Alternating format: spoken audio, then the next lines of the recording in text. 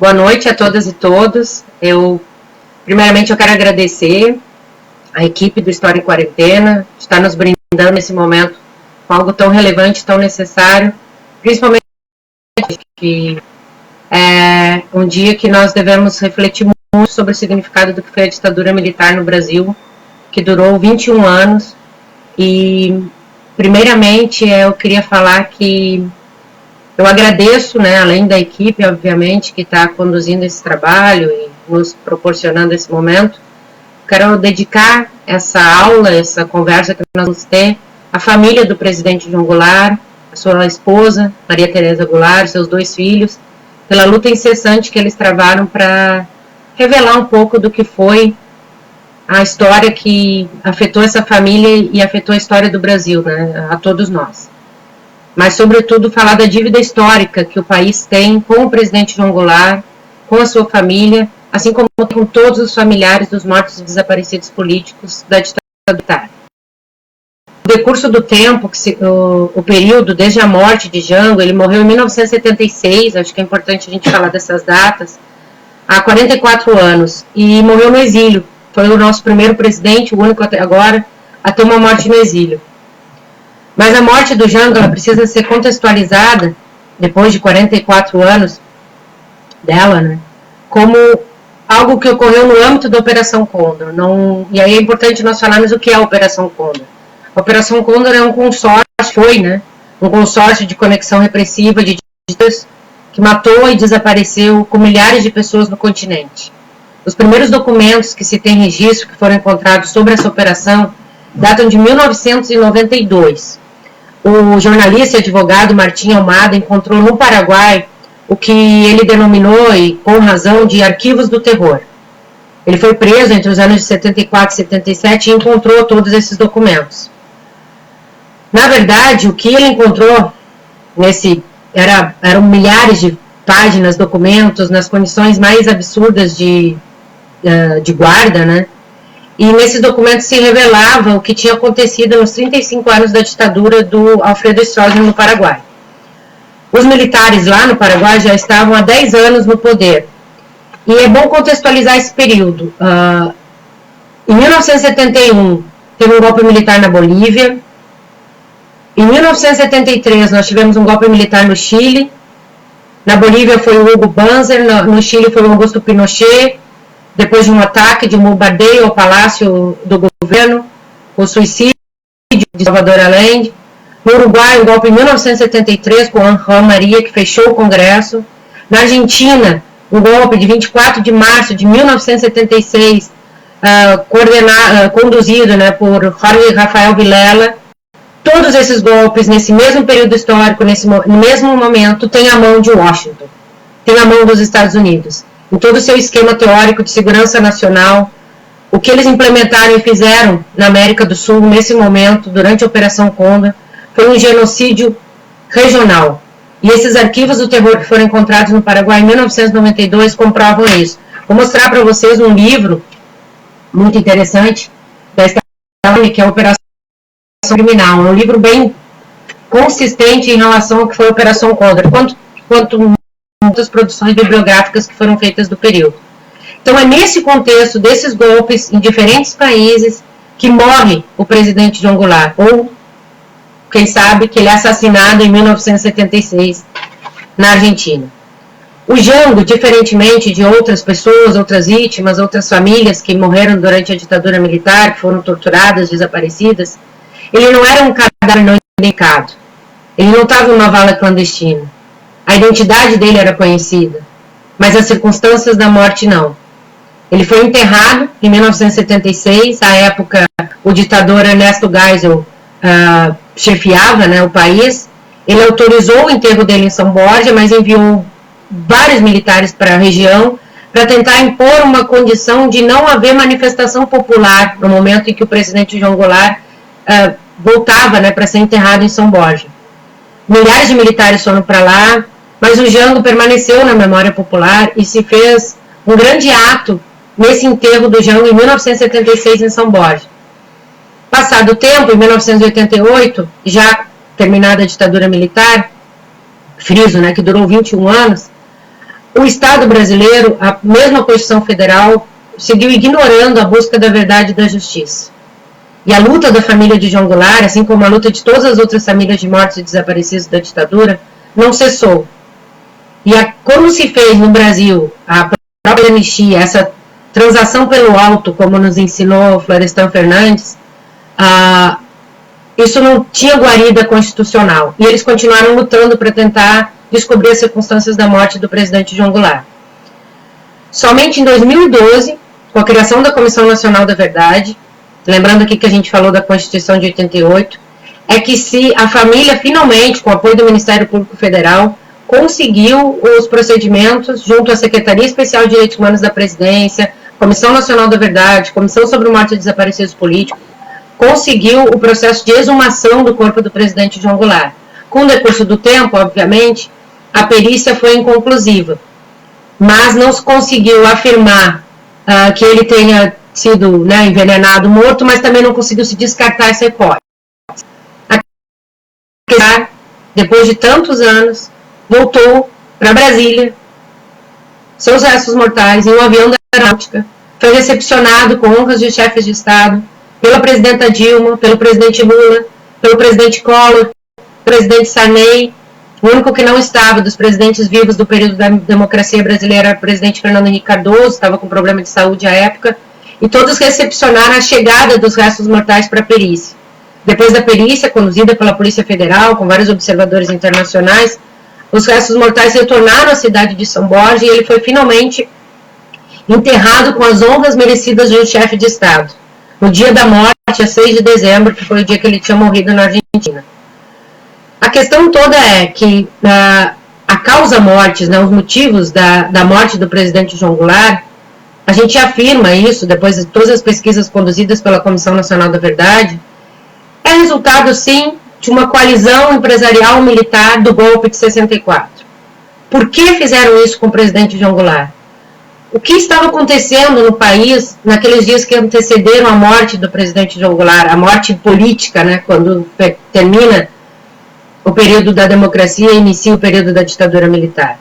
Então é um pouco essa a ideia do que eu vou contextualizar para vocês nessa nossa conversa e mostrar um pouco qual era o cenário político que o Brasil estava atravessando naqueles dias que antecederam o golpe militar. Qualquer semelhança com a realidade que nós estamos atravessando hoje pode não ser coincidência. Jango nasceu no dia 1º de março de 1919, nasceu em São Borja, mesma cidade onde nasceu também o presidente Getúlio Vargas, conhecida como Terra dos Presidentes. Ele era filiado ao PTB, a convite do próprio Vargas, foi deputado estadual no Rio Grande do Sul, de 1947 a 1951, depois foi deputado federal em 51 e 52, depois assumiu a Secretaria de Interior e Justiça no Rio Grande do Sul, de 52 a 53, e em 1953 assumiu, a convite de Getúlio Vargas, o Ministério do Trabalho. Quando ele assume, é importante falar isso, um livro do Jorge Ferreira e da Ângela Maria de Castro, professores da UF, eles dizem que quando o Jango assume, ele assume no seguinte contexto. No conjunto dos novos ministros escolhidos por Vargas, destacavam-se Aranha no Ministério e João Goulart no Ministério do Trabalho. Vargas nomeou Jango para a pasta em junho de 53. Desse modo, ele passou a acumular a presidência do PTB com a direção de um dos mais importantes ministérios daquele período republicano. À frente do Ministério do Trabalho, Goulart tomou iniciativas verdadeiramente impactantes para a época, inaugurando um novo estilo de relação entre ministérios e sindicatos, contribuindo para aproximar ainda mais o PTB do movimento sindical. Jango, obviamente, com esse relato que esses professores nos trazem, Jorge Ferreira, ele era visto com desconfiança pelos industriais, pela classe média e pelas Forças Armadas. Em 1954, ele propôs um reajuste de 100% no salário mínimo.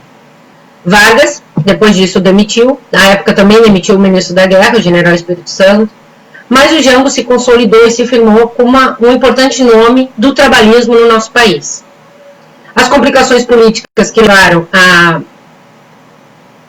à morte, depois, o suicídio de Getúlio Vargas. Em 23 de agosto de 1954, 27 generais exigiram a renúncia de Vargas. Depois, Getúlio Vargas se mata para impedir o golpe. E quem assume a presidência é o governo Café Filho, o vice do presidente Vargas.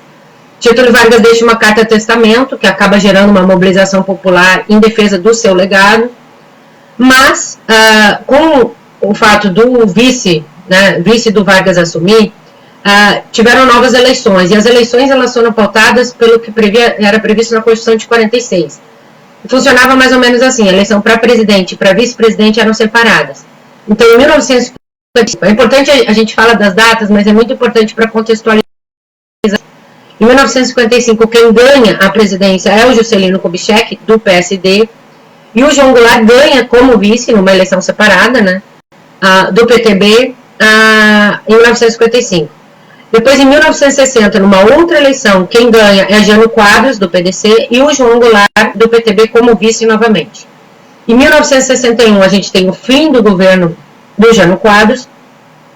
Em 25 de agosto de 1961, mais precisamente, nessa época, o João Goulart, o Jango, estava na China. Foi quando o Jânio renunciou.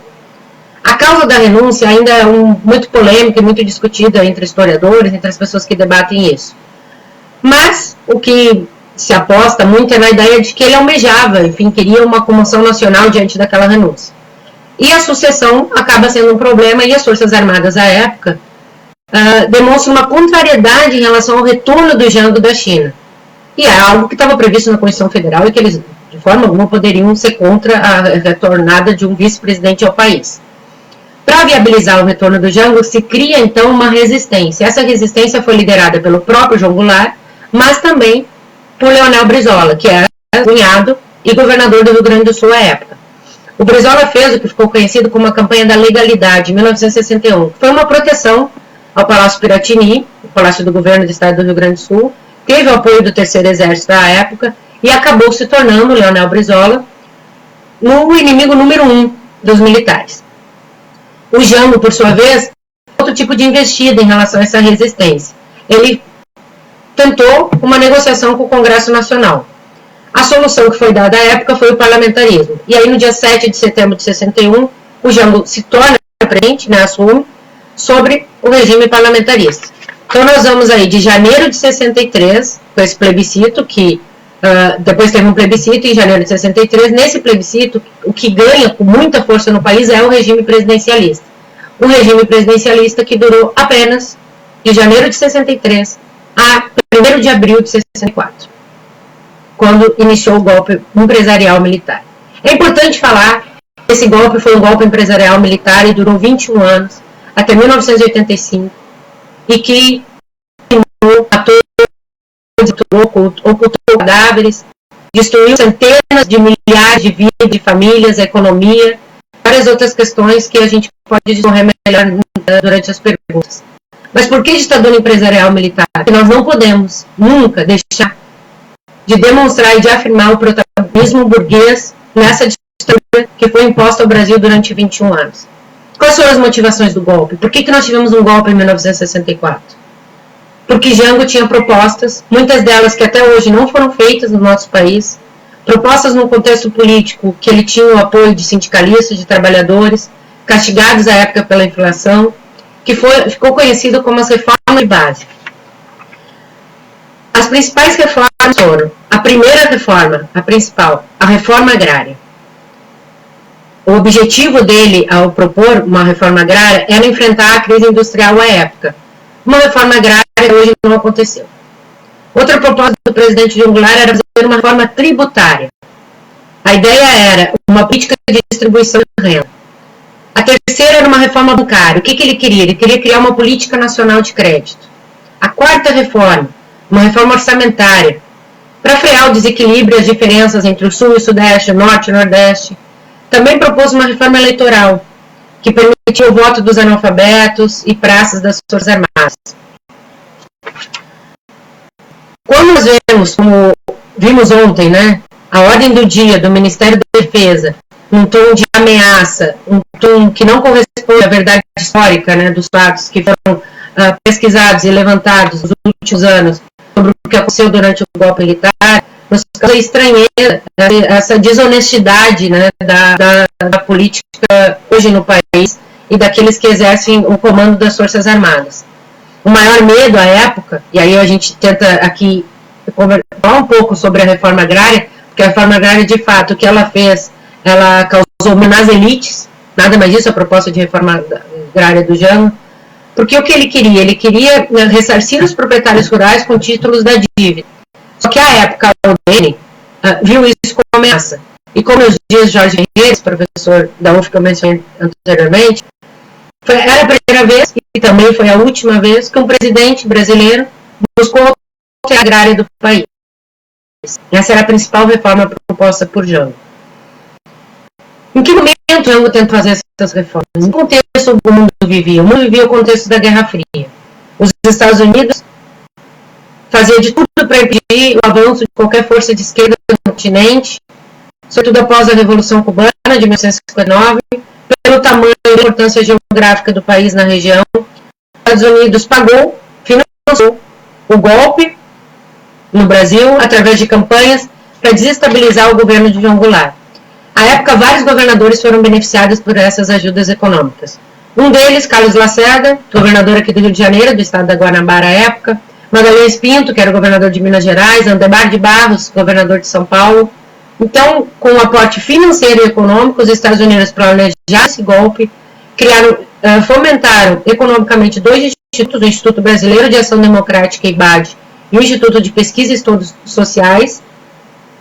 Então, nós vemos aí nesse cenário de aporte econômico, de financiamento do golpe, patrocinado sobretudo pelo governo norte-americano, uma situação muito tensa no Brasil em 63 e 64. Para Brizola, como eu falei anteriormente, que foi um dos focos de resistência, as reformas que Jango estava propondo eram reformas naquela época, e continuam sendo até hoje, indispensáveis à vida brasileira. Então, em 1963, surgiu, nesse contexto político, uma frente de mobilização popular. E o Brizola propôs, dentre outras coisas, para a resistência, a criação de grupos 11. Era uma espécie de alusão a times de futebol. Então, foram criados esses comandos nacionalistas, com 11 pessoas. Se estima que tenham chegado a 24 mil grupos organizados em todo o país. O Jango, à época, não aceitou as exigências que eram impostas por uma outra frente liderada pelo PSD e pelo UDN, que representava interesses das oligarquias, e acabou aderindo a essa frente única. E, de um lado, o Jango adere a essa frente única, e de outro se consolida com força para o golpe a aliança entre o PSD e o UDN. Em fevereiro de 1964, o Jango, isso um mês antes do golpe militar, é importante ter essa leitura da época, né? Um mês antes do golpe, o Jango fez várias medidas como, por exemplo, controle de preços, de alimentos, vestuário, calçado, novos negociações com a FMI.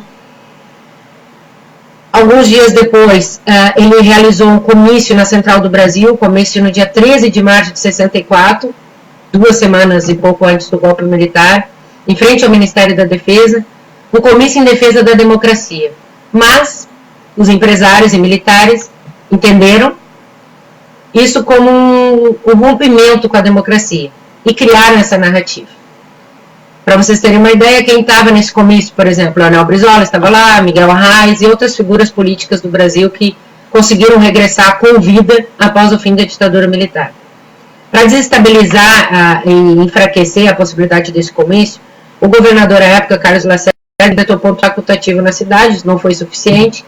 Teve o apoio político do João Batista Figueiredo, que foi o último ditador até 85, ajudado por Golbery Couto e Silva, por Ernesto Geisel, que fizeram, futuros ditadores, né, que escolheram Castelo Branco para liderar essa conspiração e derrubar o presidente João Goulart.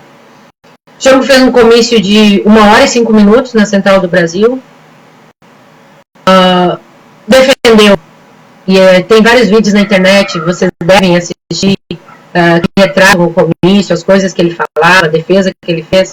Defendeu a democracia, revelando a Constituição, pontos que possibilitassem essas reformas, o acesso à terra para todas as pessoas, o voto universal, a encampação das refinarias, a reforma universitária, a reforma eleitoral, mas, sobretudo, em especial, a reforma agrária.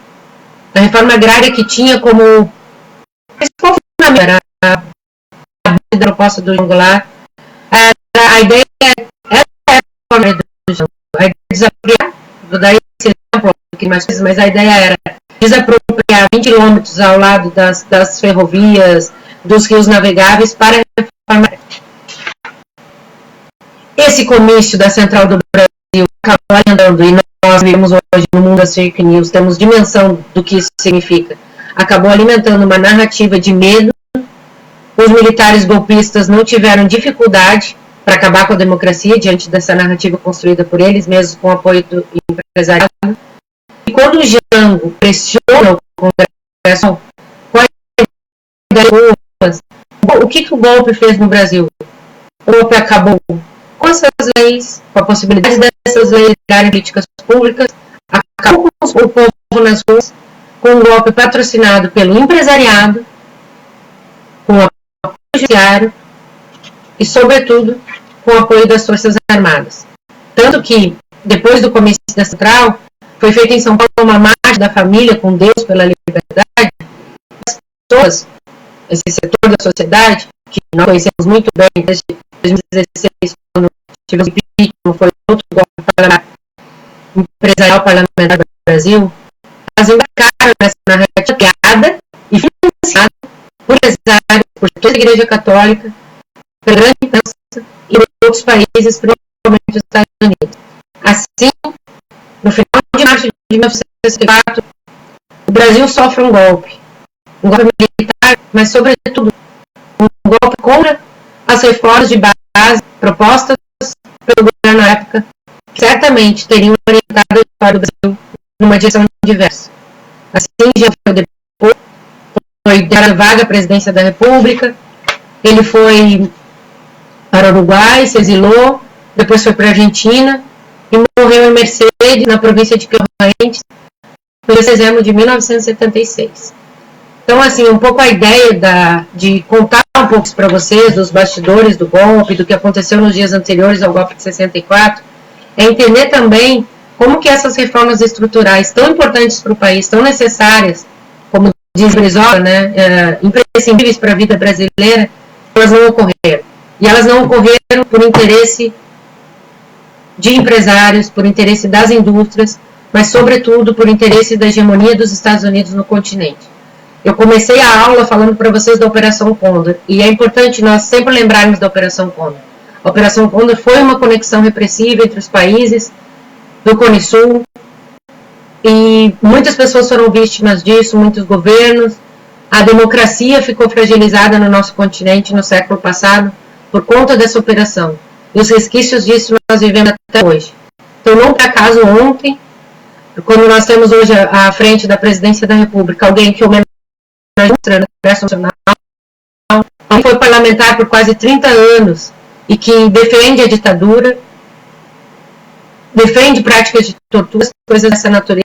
Então, por razões como essa, por entendermos que hoje, em nome de todas as vítimas, em nome de todas as pessoas que tombaram na ditadura militar, mas não só na ditadura militar, que seguem desaparecendo e morrendo nas mãos do Estado num período democrático, é para essas pessoas que a gente tenta trazer um pouco essa história, homenagear também as famílias daquela época, famílias que resistiram e que lutaram e que até hoje buscam identificar e encontrar os restos mortais dos seus familiares, mas sobretudo entender também como que hoje nós estamos chefiando o Brasil, à frente do Estado brasileiro, o chefe de Estado que não se solidariza com as mortes, não da ditadura, não com as mortes da democracia, com as mortes de uma pandemia da saúde.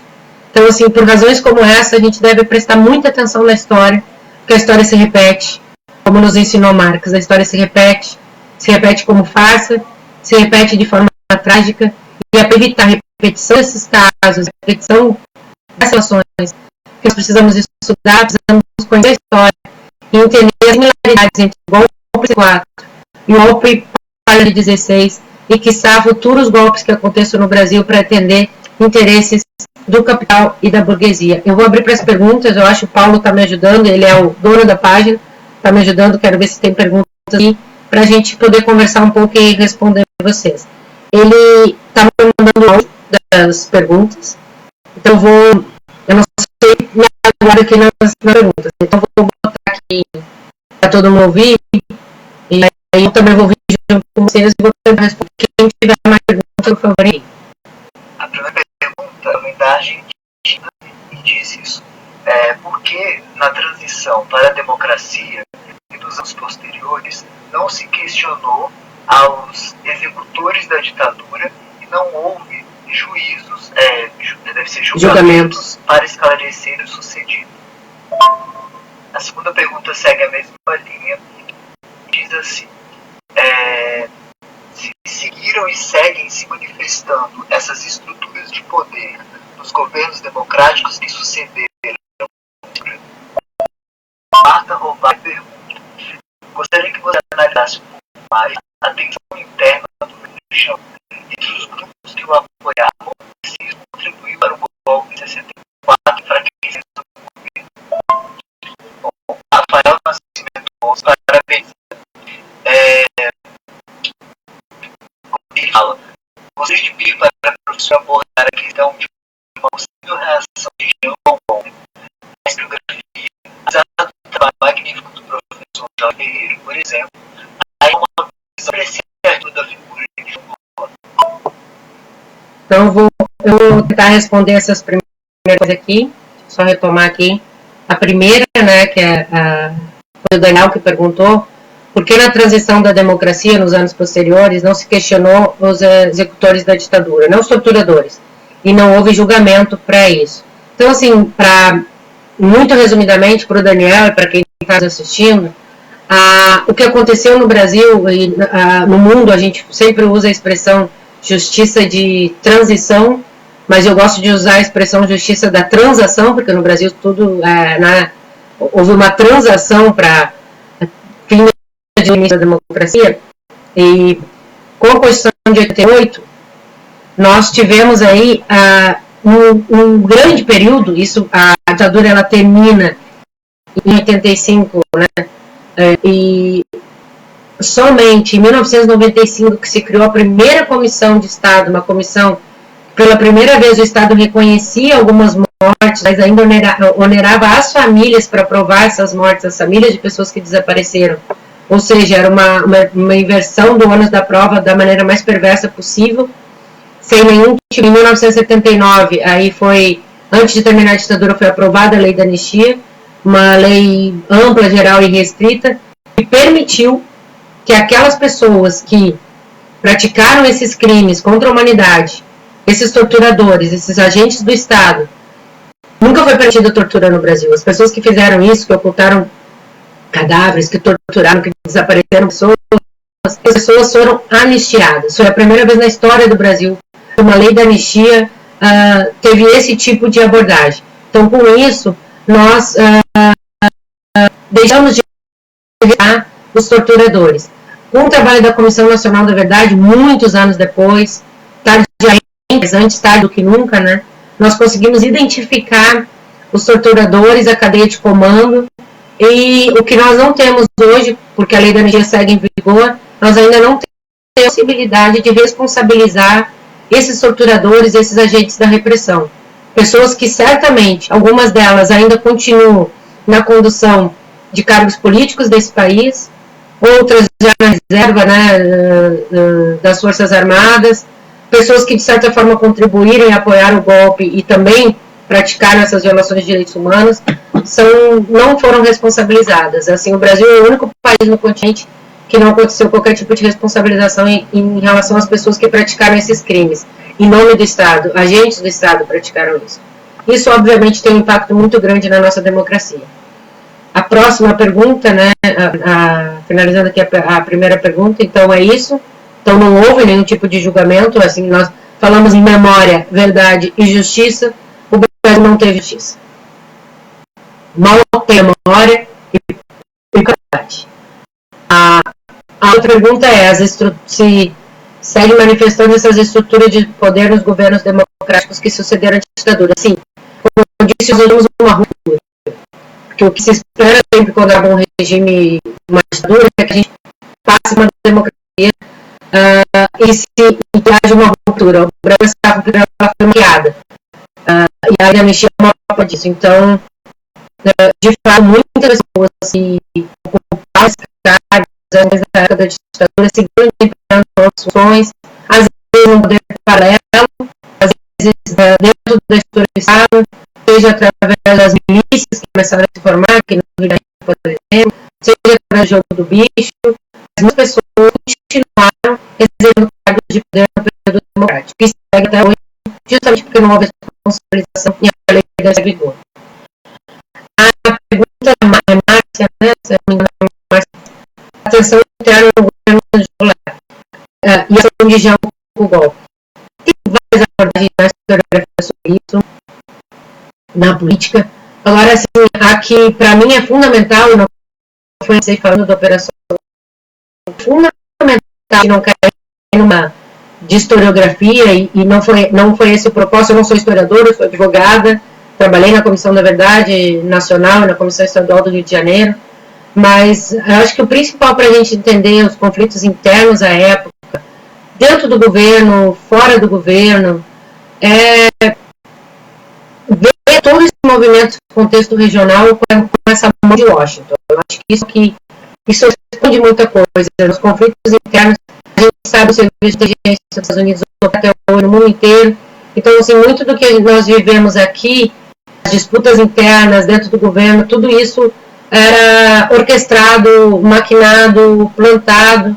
Então, assim, eu não me atreveria agora a fazer uma análise pormenorizada de disputar na tensão interna, porque por uma relação de pesquisadora, sobretudo, uma relação de militante, de advogada de direitos humanos, eu entendo que o governo João Goulart tinha como proposta para o Brasil, eu não tenho dúvidas alguma, e me filio ao pensamento do Brizola nesse aspecto, que nós viveríamos em outro país se nós tivéssemos minimamente feito algumas das reformas propostas por João Goulart. Se tem mais pergunta, Paulo?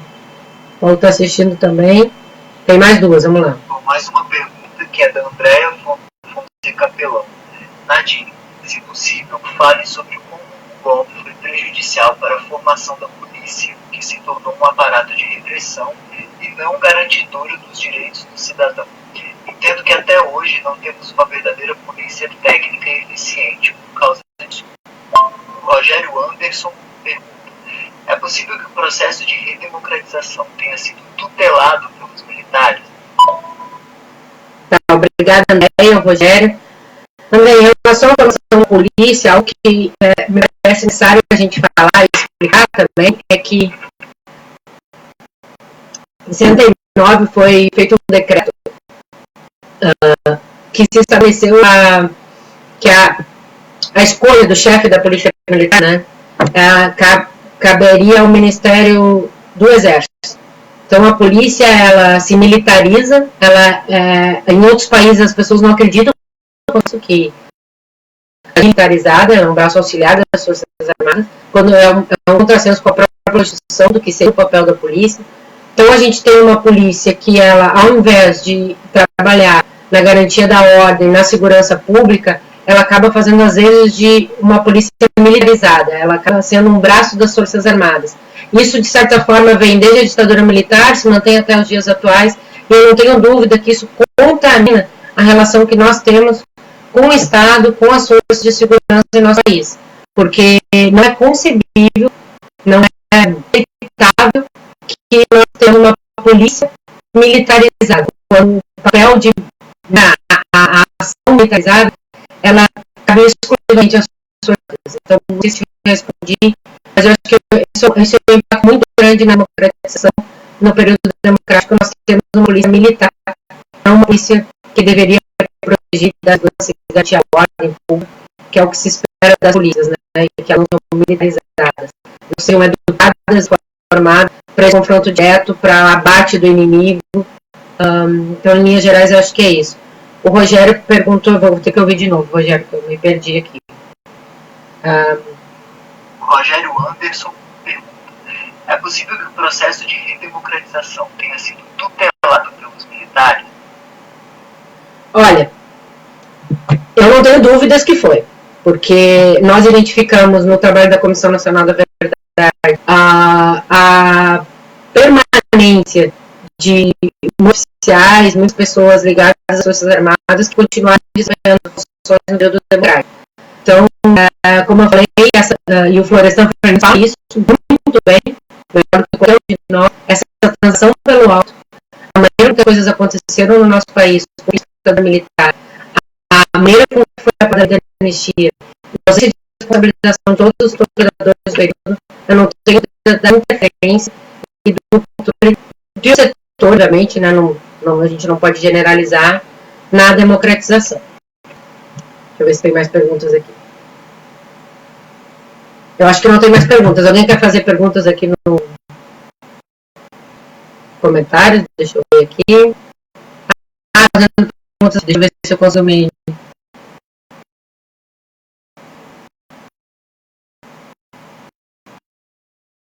Aí a Flávia Hartmann pergunta também os militares que não quiseram apoiar o golpe, como foram tratados. Então, respondendo aqui a Flávia, não sei se todo mundo sabe isso, mas o Brasil teve uma comissão de anistia, né, que foi desmantelada pelo governo Bolsonaro, uma comissão sobre mortos desaparecidos políticos, nem vocês, nem todos sabem, mas uma das principais categorias profissionais que foram afetadas pelo golpe militar de 64 foram os militares. Muitos militares da ativa à época se insurgiram contra o golpe, não aceitaram o golpe, por isso foram presos, foram afastados das suas funções, perderam todos os direitos, sobretudo as hierarquias mais baixas das Forças Armadas. Então, eles realmente, a gente tem muitos relatos, o relatório final da Comissão Nacional da Verdade tem essa informação, vale a pena acessar, relatos de tortura,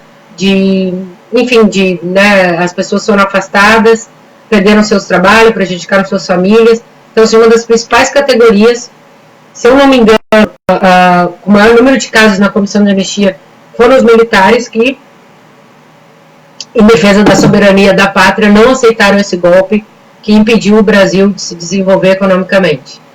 Outra pergunta, qual o impacto da presença de militares no governo atual e uma futura clarificação dos fatos históricos da ditadura? Olha, a história, eu não sei se eu entendi direito a pergunta, vou tentar aqui, da Mari. A presença, como eu falei, nós não podemos generalizar. É óbvio que nós temos hoje, integrando as Forças Armadas, na própria ativa, militares comprometidos com a defesa da democracia, comprometidos com a defesa da Constituição, e o que nós esperamos é que o trabalho feito pela Comissão Nacional da Verdade e todas as suas recomendações para que virassem políticas públicas, para que os nossos filhos possam estudar isso, aprender isso, e nós temos uma geração futura preparada para enfrentar estados totalitários, estados antidemocráticos, possíveis golpes militares, ditaduras. Acho que isso passa um pouco por um compromisso de pessoas que hoje integram as Forças Armadas e que defendem a democracia. E, obviamente, nós temos pessoas no atual governo, como eu disse anteriormente, nós hoje temos no Brasil um defensor da ditadura militar, alguém que homenageia o principal da ditadura militar, que mais teve destaque, o coronel Brilhante Russo. Então, assim, as ações e as falas do presidente Jair Bolsonaro, elas são um atentado à unidade e, às vezes, nós sabemos o que significa a competência do Tribunal Internacional, a possibilidade de julgamento de crimes de guerra. Então, que reserve esse lugar para pessoas que defendem a tortura como prática de Estado. Mais perguntas aqui.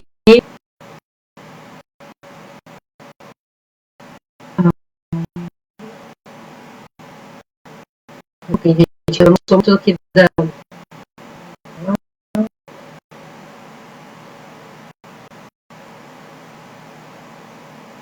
Acho que é isso, gente. Eu não sei se tem uma coisa.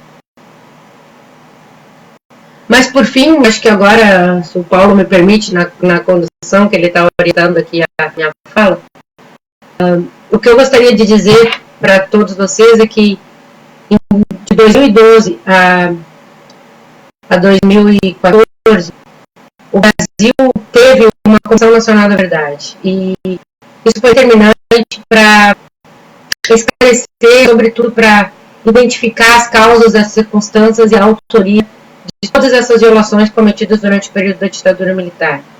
A Comissão da Verdade foi uma lei, né, uma lei federal, e foi a primeira vez na história do Brasil nós tivemos uma lei cujo objetivo dela era apurar, investigar as circunstâncias e a autoria dessas violações, mas o principal objetivo dela era investigar os crimes cometidos pela elite desse país.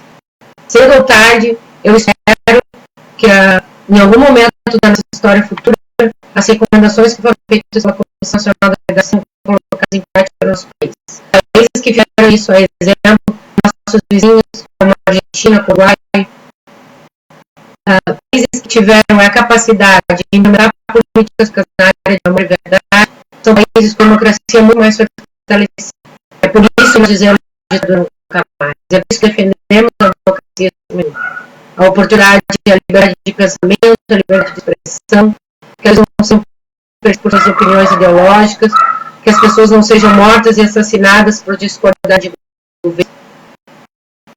Também, para nós termos desenvolvimento econômico, capacidade de emprego, de renda, coisa que a ditadura também minora. A desigualdade social, a desigualdade de renda, a pobreza nesse país, a informação, todas essas coisas, conversa com as pessoas mais velhas, lembrem como era o período da história militar, e se alguém disser para vocês que o período da história é melhor, não entrem, me chamem, me convidem um debate, eu tenho a maior disposição de falar sobre isso, porque eu nasci na ditadura militar, quando entrei na escola ainda nós vivíamos uma ditadura militar, e não existe nenhum regime melhor no mundo do que o regime democrático. Então é por isso que nós insistimos com a consigna ditadura nunca mais. E que sejam encontrados, identificados os restos mortais de todas essas pessoas que desapareceram, que foram mortas e assassinadas, sequestradas durante a ditadura militar, mas também as pessoas que foram mortas, assassinadas e sequestradas no período da democracia. Não podemos admitir que um ser humano não tem direito de enterrar um ente querido, não tem direito de reconhecer o que aconteceu com seus familiares, situações de violência do Estado. Então, por razões como essa, eu acho que eu gostaria de encerrar, agradecer e me colocar à disposição para eventuais debates e pedir a todos vocês, já que o presidente da República não pede, fiquem em casa, se protejam. Há muitos que não podem ficar, há muitos que precisam trabalhar, sobretudo profissionais da saúde, os farmacêuticos, os médicos, enfermeiros. Essas pessoas precisam estar na rua, as pessoas que exercem a atividade do comércio, da alimentação. Sei que isso não tem a ver com debate, mas vamos nos proteger, vamos proteger as nossas famílias, porque nós estamos atravessando uma guerra viral, uma guerra no mundo. Nós precisamos preparar para isso. Se eu medo de verdade, todos nós esperamos que depois que tudo isso passar, a gente tenha a capacidade analítica de pensar no nosso cotidiano, no nosso dia a dia, que o consumo não seja a única coisa que norteia a nossa vida. E que a gente possa cada vez mais estabelecer laços de fraternidade e de humanidade entre as pessoas, nos ouvir, nos escutar, nos aproximar, e não achar que o capitalista e o modelo neoliberal dá conta de preservar a vida no planeta Terra. Essa é a coisa que não dá. Então, contra qualquer governo totalitário, eu agradeço imensamente a oportunidade de estar aqui com vocês e espero que nós possamos nos encontrar fisicamente em breve. Muito obrigada. Ditadura nunca mais.